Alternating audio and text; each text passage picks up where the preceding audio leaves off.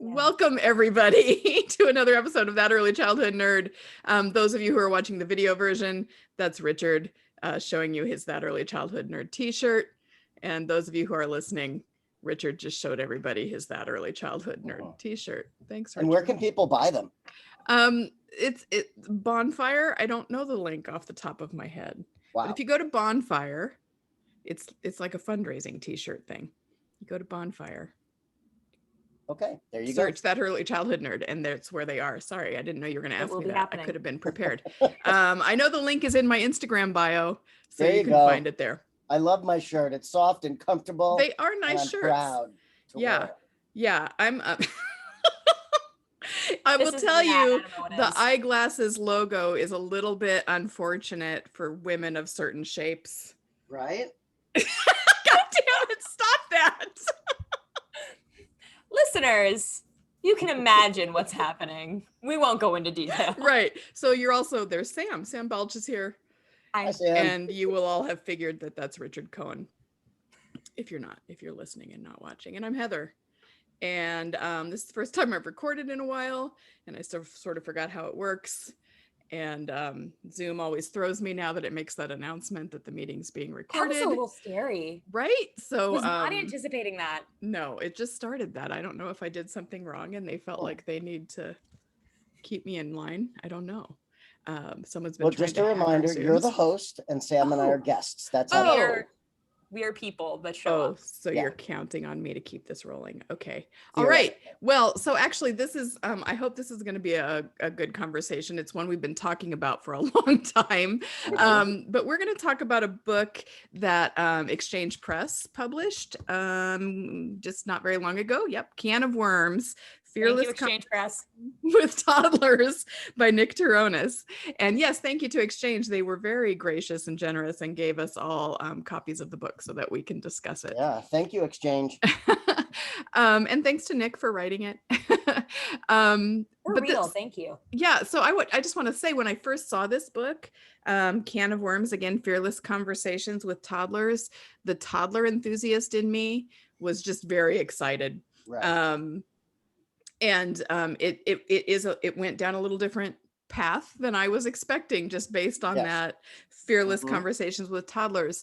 And it's a much bigger, I guess, topic, and it's about gender identity, and it's about social justice, and it's about how big our jobs as teachers can be, and how competent children are, and the things that we can learn from them and with them. So even though I was excited about the title, anyway, once I read it, I was, it took me a little deeper than I was expecting it to go. So we'll do a little sum up here pretty soon of this and start the actual conversation. But did either of you want to throw anything in there? The one thing that stuck out to me, and you just said, it's about how competent children are, and absolutely that is so true. It is also about how competent the adults in their lives are and can be and should be, and how you have the capacity as a teacher to embrace kind of these sticky conversations, these things that I believe at one point he uses the phrase makes your pulse race. Yeah. You can embrace those things and do those. And you don't have to be right 100% of the time. But if you're coming from a place of curiosity, a place of care and compassion, and a commitment to learning and keeping these children learning and keeping them safe, then, just the most incredible things will happen. I would add for listeners and also watchers, it's a small and it's a thin book. It's a fast read, and it's not an expensive book. So I would recommend it to anyone. But what I would tell everyone is that it dips its toe into some really complex social issues, and it barely scratches the surface. Right. So I wouldn't read this book for answers. I would read this book for inspiration for where you should continue your own learning journey, because there's so much more to go into on some of these topics, right? That I would encourage everyone to, if you find anything that's interesting in this book, keep on learning, because there's a lot more on many of these topics. Yeah, absolutely. And it's from a series that Exchange is doing called Reimagining Our Work, and I think that's the intent, is just to offer books that are sort of starting points for just that reimagining our work and figuring out what it is and what it could be. So I'm going to jump in. Yeah, they have a new one collection. too. Cannot recommend it highly enough. Yeah, there's a new one about bad guys that I'm so excited for that I just got. So anyway, I want to start with this quote. This is actually from the foreword that was written by Margie Carter and Ann Palo. And this is just to sort of give you a feel for where the book starts. So a 2-year-old and her teacher, Nick, lie on their bellies, eye to eye with a worm. Not part of the quote. I love that image. Back to the quote. We could talk about that for an hour. Right. The toddler, Paige, tries to fit the worm into an organizational system, male or female, boy or girl. She asks, does the worm have a penis? Her question hangs in the air while Nick gulps and collects his thoughts, aware that this question could carry them into intimate considerations. How much should I say? How little, he wonders. And he finds his answer in one of my highest values, which is to honor children's thinking by responding honestly. I decided to stick with Paige and her curiosity, her desire to understand, rather than let my anxiety stifle the conversation. And so Nick opens a can of worms, is the starting point. So I think there's something to be discussed there, because we've probably all been in those moments where we have that opportunity to give like a knee-jerk black or white kind of answer, where we have to deal with maybe our own shock, our own discomfort before we decide how to progress. But I think the imagery of Nick being on his belly with that child eye to eye looking at the worm is a good also metaphor for these kinds of conversations that come up. Absolutely. Just the idea that A, we can and should join children at their level, and B, joining them at their level doesn't take away our identities, our education, the fact that we are adults, right? Like, we can never be children again, despite how I might act at certain times. And it wouldn't be, what's the word? It wouldn't be authentic for me if I was in that situation, if a child asked me, does a worm have a penis? It wouldn't be authentic for me not to give any sort of response, because I'm an adult who has a whole lifetime of experiences and education and opinions that will influence what I do. And if we decide to tell teachers, you need to discount all of that and only answer in certain ways, we are losing so much of what makes this profession so important. And I would build on that. That was awesome, Sam. Yeah. And that's say what Sam also does. about that image. This is mine and Sam's first time together on the Nerd Show. We don't even know I can't believe that. That's so exciting. Crazy, right? Anyway. I really like that both of you are taking a moment to point out that Nick is lying on his belly on the floor with the kids and how important that is. Unfortunately, so I've been in this field now almost 40 years, and that's still a revolutionary idea that we early educators should be laying on the floor on our bellies with the child. And there's a lot we can unpack there, just around, which we have in many nerd podcasts, about people who come into this field with an idea of what it means to be a teacher based on the furthest back teacher they can remember, which is maybe first grade, maybe kindergarten. And so they think their job is to teach, and they think their job is to control. And so I think one of the really important things to understand is that, in addition to everything that Sam just listed, is that when you're down on your belly with a child, you are still the adult in the room. There is still a power differential, and it is within your power to decide how that moment's going to go. Am I going to answer the question? Am I going to facilitate? Am I going to ignore it? You're the one who has those choices, regardless of where your body is positioned and what you think your job is. And so, yeah, what also came to mind while you were talking, Sam, because you mentioned, getting down on their level. And I think that's one of those phrases that we use a lot without,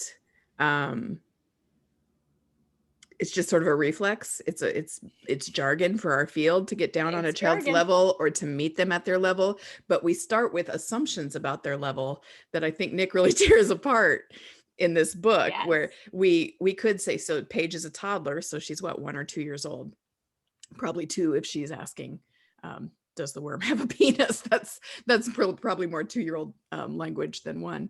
I'm 56 and I'm curious now.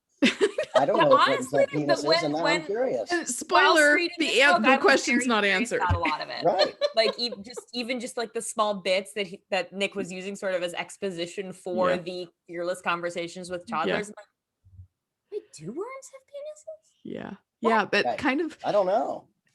So if our assumption is, well, this is and I still don't know.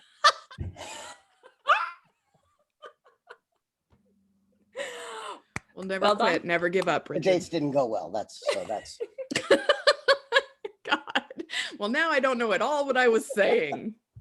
We had been assumptions, meeting them at their level. Been talking about this, this use of the term getting down on their level as jargon. Yeah. Well, I think then our assumption, what I was going to say is our assumption is sometimes, and it's maybe an unconscious assumption, as many of them are, is that 2-year-old getting on their level means oversimplify or black and white, rather than doing what Nick describes through most of the book and really observing and sitting with and thinking about and not feeling like you have to have an answer in the moment.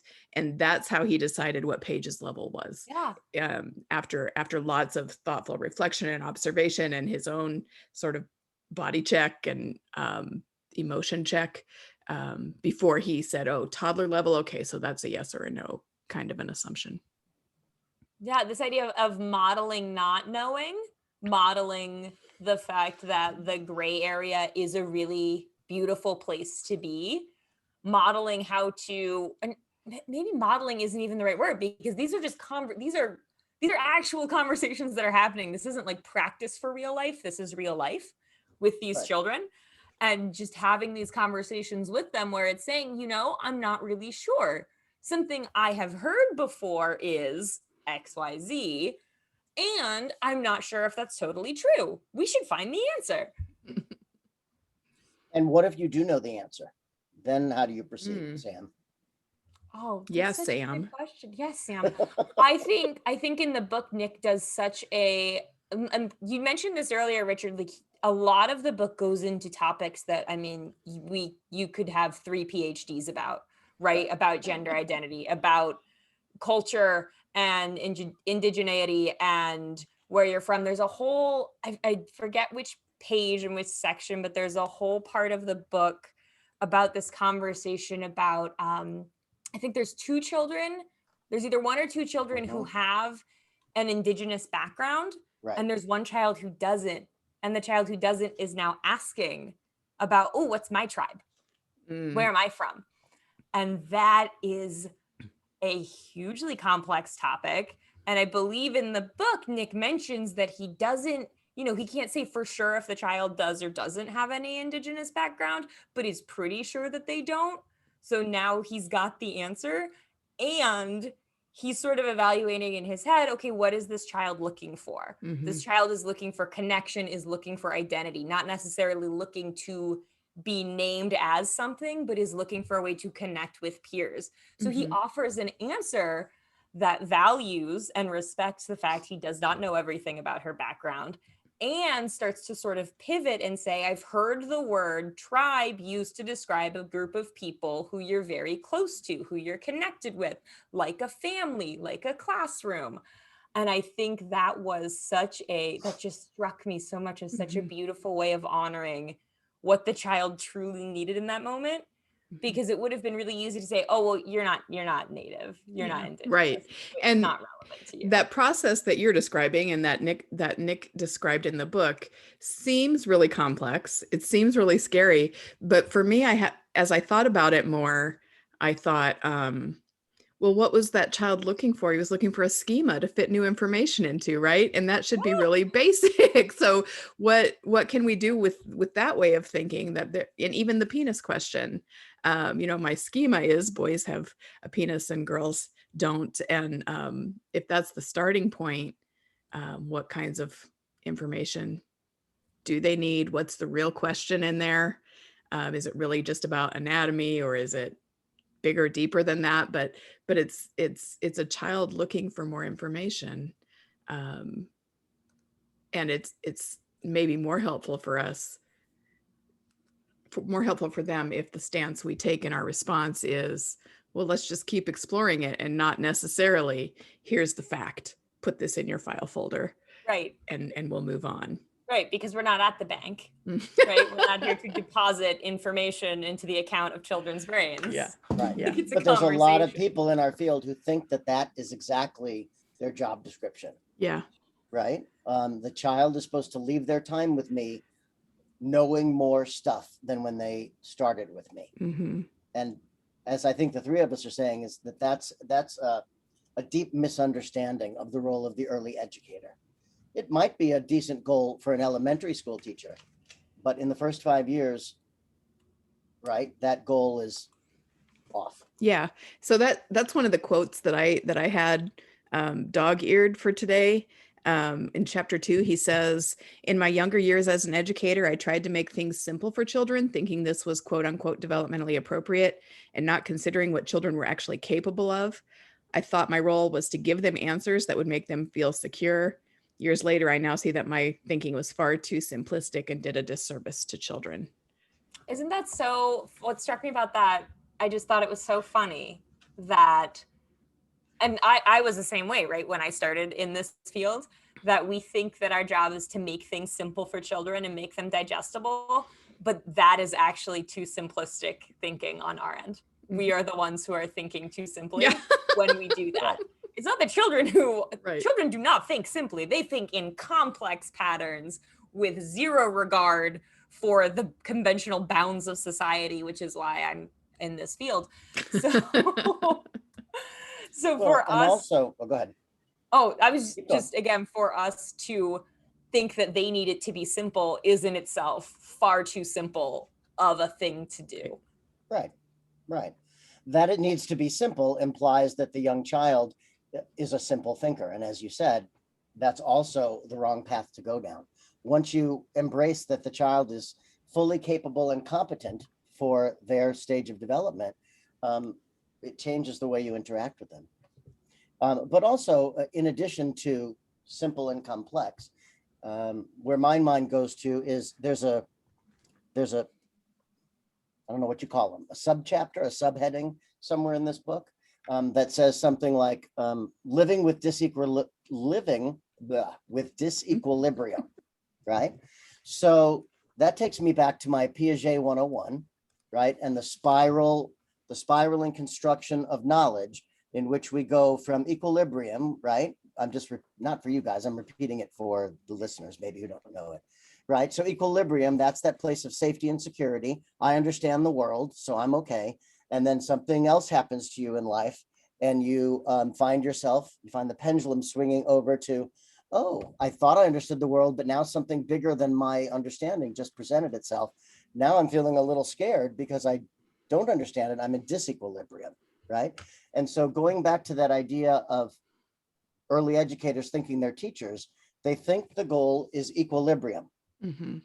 And it's a complete transformational perspective to realize that for early educators, in many ways, our goal is disequilibrium, is living in the question with the children and letting that be okay.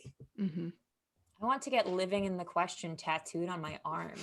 That's a hot quote. I love that. Oh my God. I've been looking for quotes for new t-shirts, so maybe that'll be a new t-shirt. But that is what it is. That. Yes, with your name, Richard, of course. Yes, and I get Jesus. Percentage of the profits. Yeah, okay.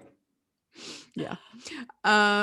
So I had asked each of you to pick quotes that you wanted to talk about. Should we move into that? And one of you share which one?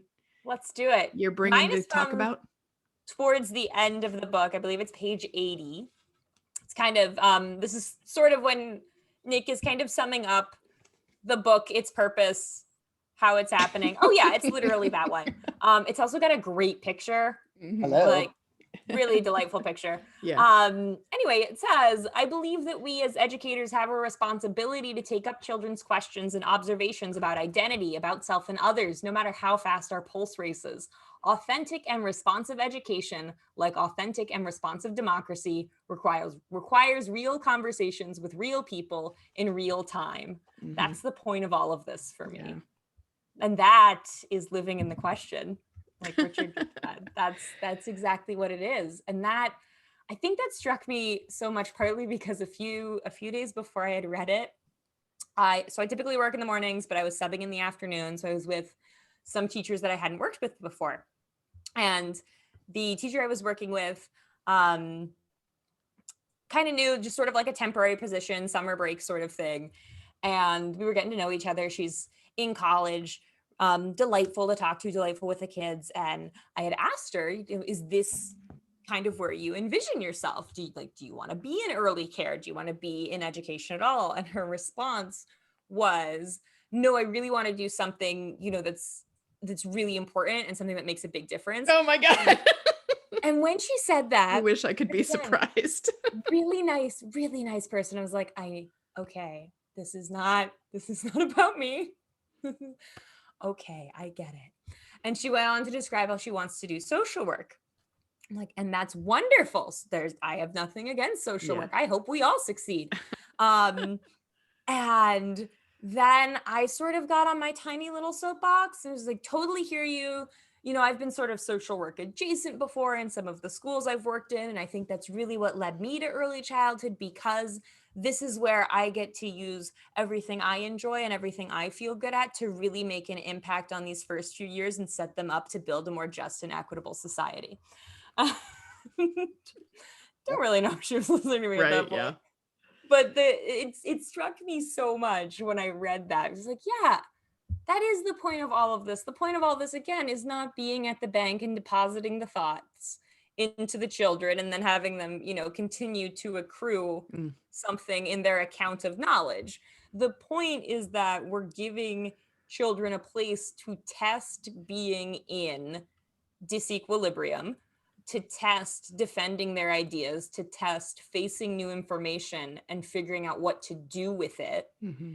And after that, they will learn, they'll learn colors, they'll learn numbers, they'll learn all of that as they do this. But if they're not doing this, how are they supposed to interact with each other when they get older? How are they supposed to see someone who's different from them, or does something different, or has a different belief about something, and come to a conclusion with them while honoring each other's humanity? They can't do that when they're 10, 20, 30, if they're not learning how to do it when they're 2, 3, 4. Yeah. Or being allowed to do it, because it's more that we're teaching them not to do it than that we have to teach them to do it. Does that make sense? Like, yeah. And I think that's the part of the quote, that quote that I think hits hard too, is that idea of a topic that makes your pulse race, because of course they talk about gender identity. He talks about gender identity in the book. He also talks about race in the book. And those are both very scary conversations for, I think, most of us when we're faced with it, if we aren't a little bit, if we aren't, because a lot of us are in disequilibrium. Yes. Learning about those things ourselves. I think about, I just did an episode with the authors of supporting gender diversity in early childhood programs, and it was wonderful, except for me. Like, I was stumbling through the whole thing. But I felt that just even as being like an interviewer with people I was prepared for. And, I had sort of gotten to a point where I felt like, oh yeah, I'm woke now. I don't need to do any more work. I've learned that, racism is real and gender identity should be honored and whatever. And I stopped working on myself. And then things came up that startled me because I had stopped that in myself. So if we want to be this kind of teacher, we have to, there's work we have to do. We have to continue to do. We have to be living in the question so that we can support children when they're living in the question. And he does give us some basic, vocabulary about gender identity and social justice, the issues that he's talking about. And so that's a helpful piece in this book too, but it's a starting point. Like you said, Richard, it's like, okay, so that's what that word means. That's what that phrase means. How do I learn more about it so that I'm less taken aback when children want to ask about things in their world? I would just jump in and say, and this is not me tooting my own horn, but I don't think, no, real seriously. Yeah. I've always lived in the question. I've always walked through my life from the position of being a seeker. So I'm always curious. I try to always be curious. I try to always sort of live in the question and whatnot. So I've never opened a can of worms because nothing ever felt can of wormy to me. Sure. Is that a phrase? Yeah, it is now. It is now. And my pulse never raced because I don't know. There's just, I go back to that old Mr. Rogers quote. Anything that's human can be mentionable, and anything that's mentionable can be manageable. It's a abridged version of his famous quote. And so having understood that from a very young age as an early educator, nothing ever made me nervous. Death, sex, body parts, war, race, whatever. It's just all part of the human experience. So I never had that. Yeah. So and I would also say, sorry, let me just jump in one more thing, which I may have said on that Early Childhood Nerd podcast before. The other reason I felt so comfortable is because, I guess instinctively, or I don't know where I learned it, I knew that the most important moment of my school year was sort of the open house with the parents and families at the beginning of the school year. And once I laid out with them, here's the deal. We're going to talk about whatever happens in their lives. So we're sitting here in September. I guarantee you, by the time we're done with each other next June, someone will have asked about sex and death and race and gender, and it's going to come up. And it's not because I'm teaching it, which is one of the fears people have, right? It's because I'm creating a space in which your children can be curious about the world and ask whatever they want. And you need to know that I'm never going to give them my answer. That's not appropriate. We're going to wonder about it. We're going to research about it. And I'm going to let you know the minute any question like that could make your pulse rise came up today, so that you're prepared for when you are with your child after school. And having done that work, nothing ever made me nervous to talk about. And he says, he mentions that when he's trying to process what to do with Paige's question, he talks about how he has the kind of relationship with Paige's parents that will allow a comfortable conversation about it. And as you were talking, Richard, I realized that the pulse racing parts of it for me aren't with the children and what do I do in this moment. It's what am I going to do with the adults around me who heard this question? What am I going to do with the parents at the end of the day? That's where it's way more uncomfortable for me, depending on the level of relationship. Right. I think almost all of us have had some experience with an adult, either as a teacher or when we were children, being told that something is not appropriate to talk about with children, either directly or anywhere. Or anywhere, or we heard another teacher say that to another child or to somebody else, and that's giving us that information of, oh, we don't talk about death. That's not something we do. And that can be so hard to work yourself out of. And it's one of the things I really appreciated about this book is for people who maybe are having a difficult time figuring out how to work yourself out of that point of there are topics that are off limits for children. It provides, I think, great stories, just great anecdotal evidence of the fact it can be done, and B, a really decent workable framework for how you can approach these things. You can approach it starting, it's okay to be nervous. It's okay to not know exactly what to say. What's not okay is to brush it off or to assume that children cannot handle what they've brought up. They've brought it up. They can handle it. It's now on us as educators to decide how we approach it.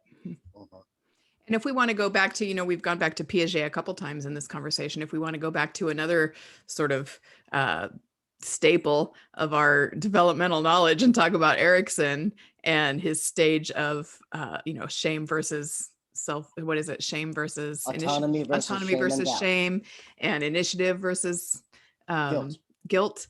Those children who are asking those questions and receiving a brush off or we don't do that here, that's all contributing to that developmental task that they're working on at that stage of their life. And that's important to keep in mind too, I think.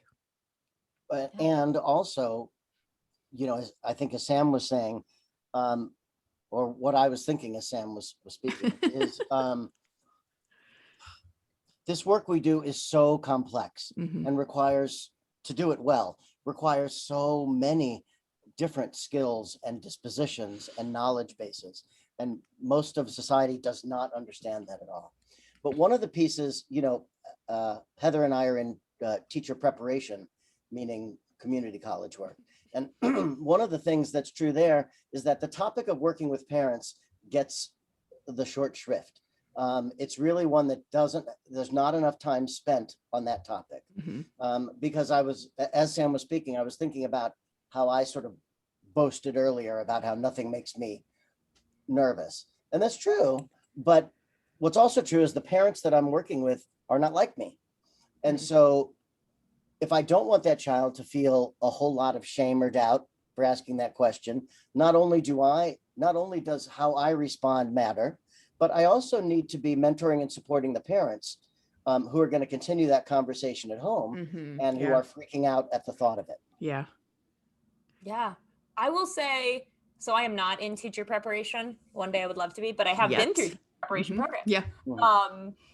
And not only does working with parents sort of get the short end of the stick, I think the things we focus on in working with parents are garbo. The ways I was taught to it's very hierarchical. It's very power driven. The ways I was taught to work with parents, were very, very basic, like have a newsletter, email them, make a positive contact within the first week. Like this doesn't help me when a parent has come in to ask me why their child is now talking about a baby who is dead.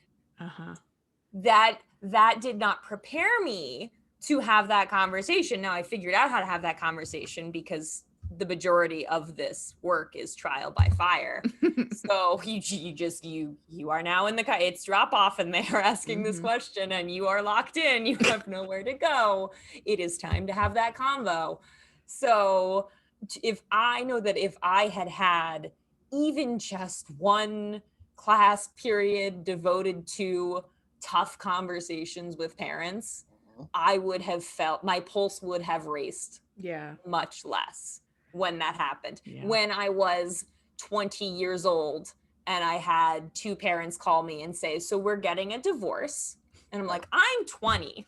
I don't know anything about relationships. And you're giving me this information and you're asking me how I'm going to support your child. And I'm like, or the prep about difficult conversations with parents and families is how to tell them your child misbehaves. That's the difficult conversation you're prepared for, but not these more complex ones. Not like Richard said, supporting them throughout their parenting journey.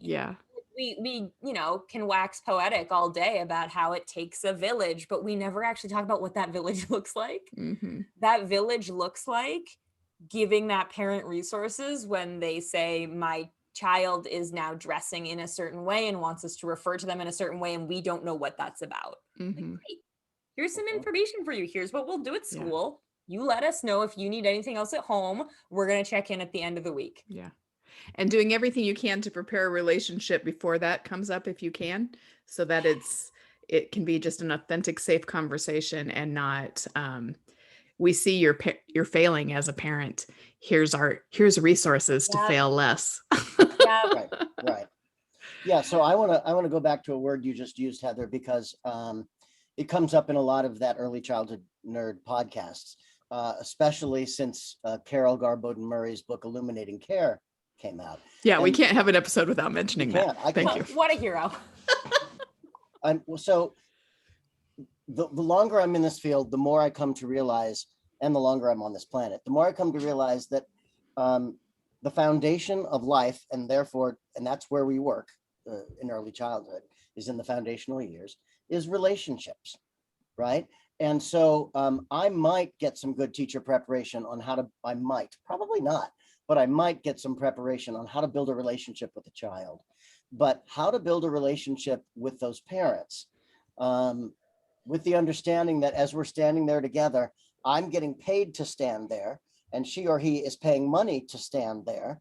And so that's a whole layer in the relationships that I have to learn about how to navigate. But then it also takes me in my mind to all the other things that I need to do. I need to think about how I set up my room, how I've set up my schedule, how I've empowered the children, because I know, and I, Richard, know, having been through it, that at some point, some parent's going to come at pickup time. Some mom is, and she on a Monday, and she is going to tell me that over the weekend she had a miscarriage. How many times have I been in that moment? And one of the many reasons why I'm making sure that everything else is smooth is that even though I'm going to be surprised by that moment, I know I can shift gears and go, oh, okay, my mind was on all these 10 other things to do with the kids. I got to go back to being a human now. This person's in pain, and I need to be present for them. And what does that mean in this moment? What does she need from me? And I can trust that everything else is working smoothly. I've built a strong relationship, hopefully with my co-teacher, and can say, hey, Josie, I need to speak with Susan for a moment.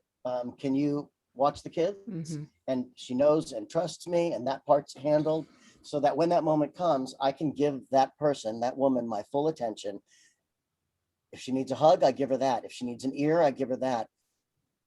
I also don't try to figure that out. You know, just like I'm there to follow the children's lead, in a moment like that, I'm there to follow the parents' lead. And I've got to have everything else working smoothly so that I can give her my full attention in that moment. Absolutely. And I think just as we mentioned that we really can't go an episode without mentioning Carol Garbon Murray and Illuminating Care, Heather knows I can't go an episode without mentioning the perils of capitalism and how that impacts everything we do.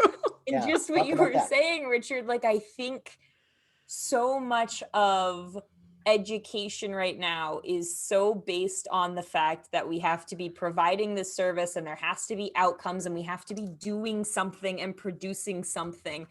And I think we get to the point where we forget, either in our teacher preparation or just in the day in general, that there's nothing more important than talking to that parent or talking to that child and being in the moment with them, because that's not producing something, right? That's not a valuable thing. Like, that's not something tangible, but at the end of the day, not in a patriarchal society. Yeah, right. Yes, exactly. Right. But it is completely valuable. It's literally the service we're providing, right? But most people don't realize that. Right. They think that when that mom starts to cry, it's taking me away from my work and I could get in trouble with my boss. But that is literally your work. Right. That is the work.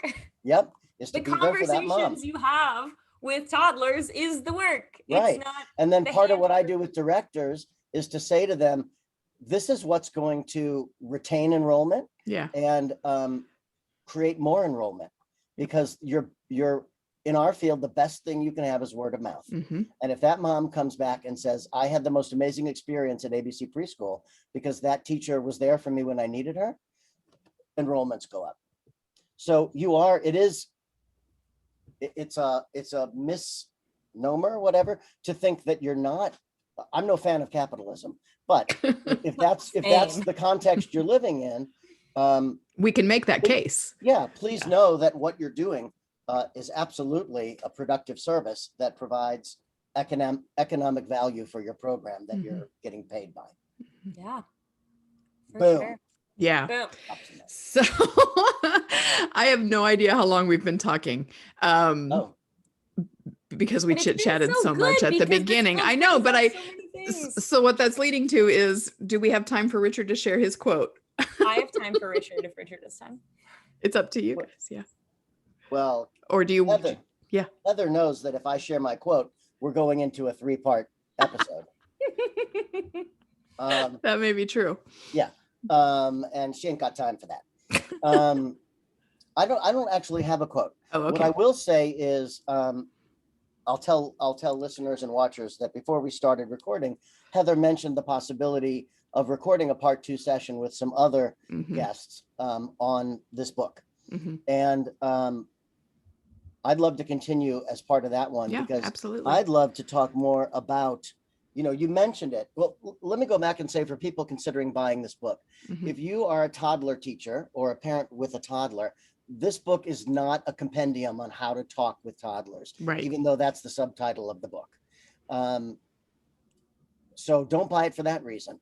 Buy it because it expands your mind into thinking about what might be the relationship between talking with toddlers and democracy, and gender identity and race, let's say tribalism, some big, and even let's throw in capitalism. Some of those big topics are just touched upon. And I'm hoping in the next episode, we can explore those more.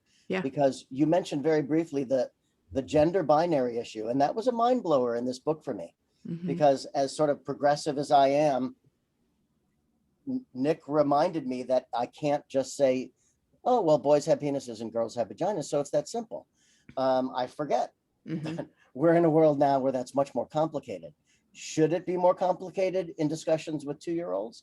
I don't know. And that's the topic I'd like to talk about in the next. And how the work we do now can impact whether that continues to be complicated and difficult going forward. You're both absolutely welcome. We couldn't, it was hard to get, what are there, 6 of us together for one recording. People. So there definitely is a part 2 coming, and you guys are invited back, of course, but hopefully we'll have Mike Huber in on that one and Bethany Corey in on that one too. And maybe Emma Tempest, we'll see. She's moving and busy. Thank you both very much for this conversation. As I wrap up, I do want to share, and I didn't warn you guys that I'm going to do this, but I do want to share with listeners, because I don't know what's going to happen to the podcast in the coming months. It may be coming out less frequently, but I am getting ready to start chemotherapy, and things are very optimistic, and I'm hoping to be able to continue recording. But if not, there may be some best of episodes thrown in over the next few months while I'm figuring my life out. I'll be Joan Rivers if you need a guest host. Perfect. I think we're rapidly aging out of the generations that are going to understand what that even means. I'll be Anthony Anderson, who filled in for Jimmy Kimmel. Okay, I didn't know that one. So now we've covered all our bases. We've got the Johnny Carson crowd. We've got the Jimmy Kimmel crowd. Surely there could be no others. But, can I just mention something here? Maybe. We've just been talking about how to navigate difficult topics, right, with little people. But I just want to point out to your listeners and your watchers that what Heather just did is perfectly exemplify exactly what you could do with a difficult conversation, which is, the last thing I ever thought I would call Heather Bernt-Santy is a grown-up. But it was such a lovely, mature, grown-up thing to do, to say, this is what's happening with me. It makes a lot of you nervous. I'm scared too, and I'm going to be fine. And here we go. And wow, Heather, what you just modeled for all of us, in case the rest of you didn't notice it, is an exemplar of not only early childhood education and how to talk with young children about difficult topics, but just how to be a super cool, really amazing adult in this world. And I thank you, Heather, for being that for us. Well, now you're making me turn all red, so it's time to end. Well, good. We needed to get the blood to go up to your face. Yes, I clearly need more blood in my brain. All right. Thank you, Richard. That was kind. You're welcome. Thank you both for this conversation and your flexibility as we've tried to get this set up. And I hope everybody comes back for another episode of That Early Childhood Nerd. Bye. I'll be there.